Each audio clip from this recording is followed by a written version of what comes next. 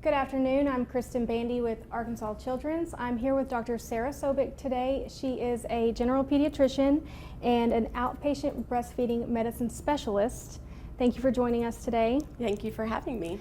We are going to talk today about breastfeeding. It's Breastfeeding Awareness Month, and it's a very important topic and one you're super passionate about. Yes.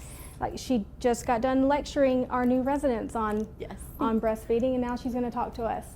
So let's jump right in. Okay. My first question: what is the number one question that almost all new moms ask you? I feel like the most common question I get asked is related to, should I pump and dump if I'm on this medication, a certain medication? Even things as basic as Tylenol or ibuprofen or an antibiotic, moms ask, is it safe for me to feed my baby when I'm taking these medications? And it's also common to get asked that right after delivery when moms are given medications for pain. And so my most common answer is do not pump and dump. Most medications are safe for breastfeeding and for the baby. And if you have a lot of questions about a certain medication or concerns about side effects, then please reach out to your pediatrician or to an IBCLC or to myself about a certain medication, but don't pump and dump. It's hard to think about pumping and dumping. Yes. I know that it's necessary sometimes, but I can see why that's the number one question, because every mom cries at the thought of dumping out that liquid gold. That's a hard one to face. Yes. So in the same vein, what are some typical issues that a breastfeeding mom would run into? A lot of issues that I deal with in the early days are having pain with latch, pain when their baby latches, or their baby is too sleepy to latch at first, especially right after they get home. Or sometimes the opposite, their baby wants to be latched all the time. Yes.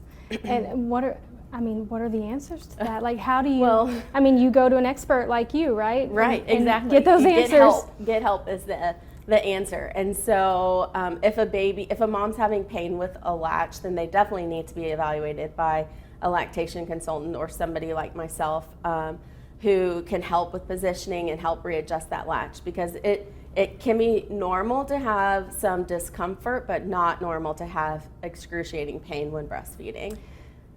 I think that's one of the things when you are going to breastfeed, and everybody talks about it's the most natural thing in the world and it's what your body is meant to do, but they never talk about what happens when your body doesn't want to do it. Right. And that it's okay, and there's some pain, there's some discomfort, and you can work through those things.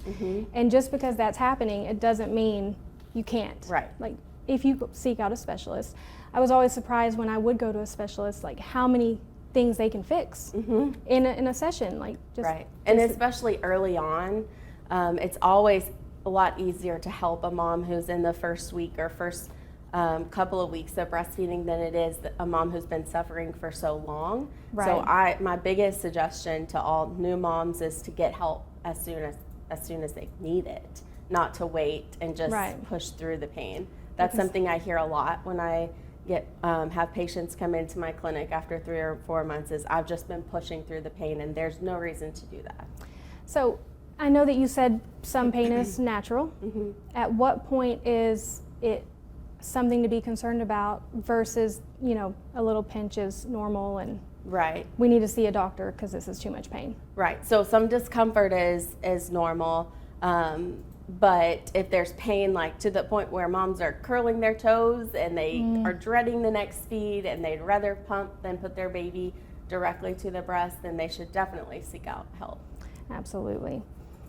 So we had a question come in. What are the options for nutrients for a baby that's done breastfeeding, but they maybe can't have cow's milk? What are the options for that baby?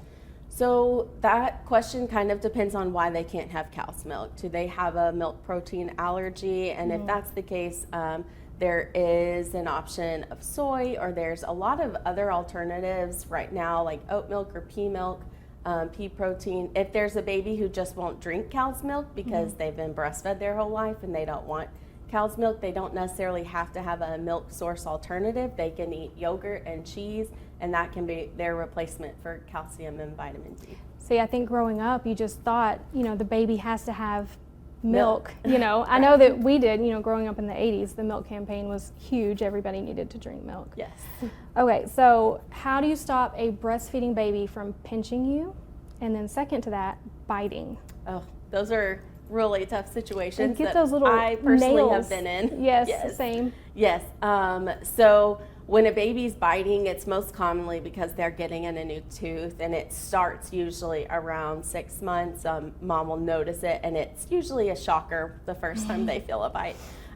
So if a mom can redirect the baby or tell them no and take them off, make them stop breastfeeding for a minute, that can sometimes teach the baby to do it, especially if they're a little bit older, closer to a toddler age. Also, if the baby is getting in a new tooth, then giving them something cold before breastfeeding can help with some of the pain and help alleviate some of that before they do nurse. Pinching is something that I've had a lot of patients and friends ask me about, and that can start even earlier, like 3 to 4 months. It's like a fidget. Just They're- grab, yeah. right. So the biggest suggestion that I have is to give them something for their hand, like give them a lovey or something, a teeter they can hold on to, so that their hand is occupied with something else other than mom's chest. I think sometimes in the moment when you're going through it with your baby and you're frustrated, those types of things just don't occur to you. It Right. makes so much sense Yeah. hearing it now in a stressless situation. Like, Yeah. sure, put something else in their Yeah, hand. just distract We them. did mittens. I don't know if people still put Oh, mittens on their yeah. babies, but When they're younger, that's when a they're good option. little, yeah. All right, let's see. Okay, how do you know if you're producing enough milk? That's a really good question, and I feel like it's a very common one too. And I would say the best way to know is to watch the baby's weight gain. So in the early days of, like, after the baby newborn stage, when the baby's born, we do weight checks in the office, and if the baby's gaining weight very well, then mom's supply is usually pretty good. And so asking their pediatrician, also watching for the number of wet and dirty diapers. If the baby is peeing and pooping a ton, like every feed basically, then they're usually getting plenty of milk and they're gaining weight well. I think that no matter what, every mom that chooses breastfeeding has at one point worried that they weren't feeding enough, and it's so hard to know. It is. It's You hard can't to see know. it, Yeah. but that's good. You watch the baby's weight, and if they're going to the bathroom, that makes a lot of sense. Okay, so how long, and I think this is a two-part, it's recommended, correct, that you breastfeed at least 6 months, right? Yes, exclusively. That's what the AAP recommends, is to exclusively breastfeed for 6 months. And then how do you know how long to actually breastfeed? Like After- per session? Like, Oh, per no, session. per session. Like how is every mom different? Or Every mom, every baby is different, I would say, and it changes over time too. A newborn is going to nurse longer than a 6-month-old because they aren't as efficient and are still learning, and all they do is eat, sleep, pee and poop, eat, sleep, pee and poop. right, on repeat. Right, but a 6-month-old is going to get distracted, and so they may only eat for 5 minutes, and then they may want to eat again in 3 hours or in an hour because they were just not getting a full feed previously.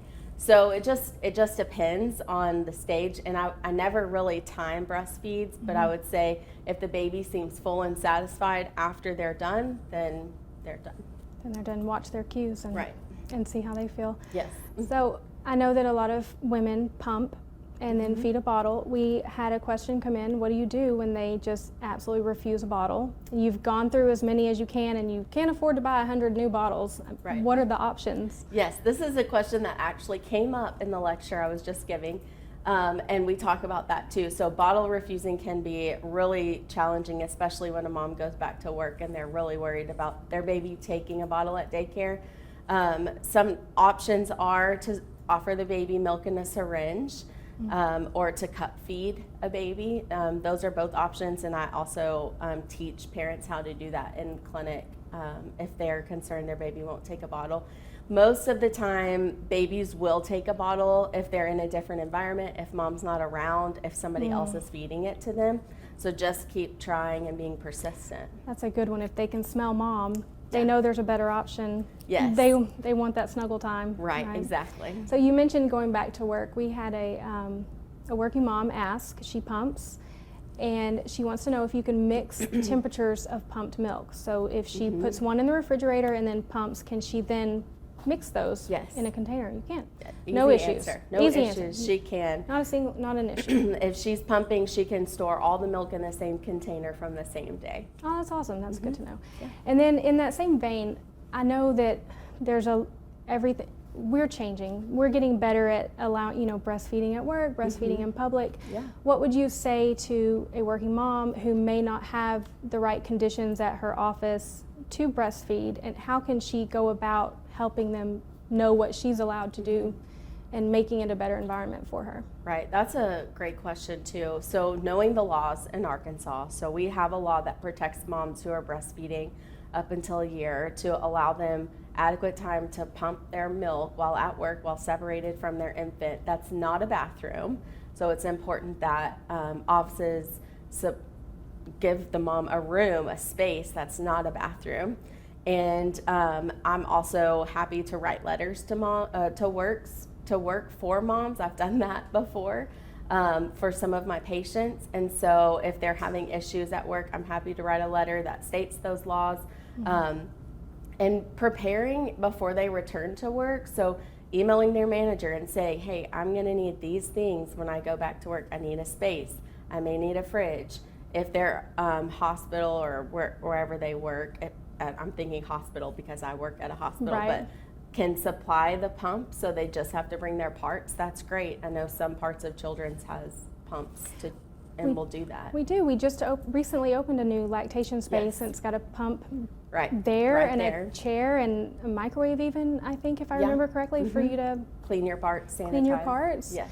Now, when I breastfed, I didn't work, and so it didn't occur to me how awesome that is until I got here and they showed me. I'm like, that is really amazing. Yes. That we do that for the patients and the people who work here. Right. It's hard enough to be separated from your baby. Sure. So anything that a job can do or an office can do to make that separation easier is really special to a mom. And to not have to cart the pump back and forth. Yes.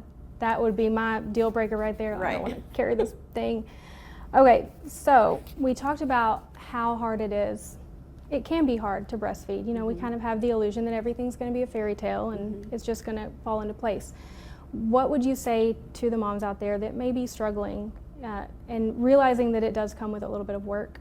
Right. So there's really nothing natural about it, even though people may think that. I was naive and thought that when I first started, and I think getting support, having a prenatal visit with a lactation consultant or with their pediatrician or with their OB to talk about breastfeeding, taking a breastfeeding class prenatally to prepare themselves as much as they can, reading about it and knowing as much as they can about latch and positioning and learning what's normal.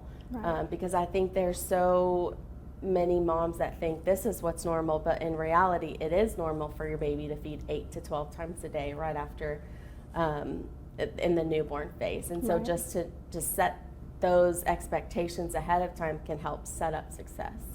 Managing expectations, I think, is just the be-all, end-all advice for everything. You know, the first time around, I didn't know anything about it. I thought it was like a Disney movie, that it was just going to happen. And I had a very rude awakening. And so just being prepared and hearing more than just your mom friend stories, talking to a specialist could go such a long way. It definitely can. And I have done lots of prenatal visits in my breastfeeding clinic too, just to talk about breastfeeding and helping moms prepare that way. Now, you have talked about your clinic. You recently expanded it, right? And it's the Breastfeeding and Lactation Medicine Clinic. Yes. And tell me a little bit about what you do there. So I usually see moms and babies for an appointment because it's all about the breastfeeding relationship, and the problem that one mom has, that a mom has, also affects the baby and vice versa. So I try to see them as a dyad together. And the clinic is now, currently it's Mondays and Thursdays in Southwest Little Rock, and it'll be expanding to Circle of Friends in late September.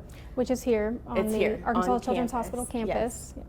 And I will address issues all the way from like the newborn visits, positioning, latch issues, pain, mastitis, poor weight gain, poor transfer in the infant, tongue tie issues that come up, as well as issues moms have with weaning, going back to work with biting.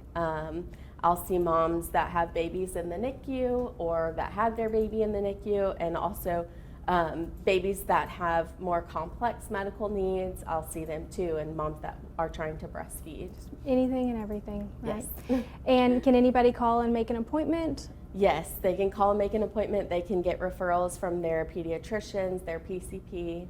And they can just come in with their problems and Yes. you'll fix them right up, huh? Hopefully. I'll help them work towards meeting their breastfeeding goals. And their expectations, right? Yes. Managing those expectations. Right, exactly. Yes, I needed one of you the first time around. I really I did too. You know, and I don't know if it wasn't as prevalent back then, 12 years ago, or if I just didn't know. So, Right. Yeah.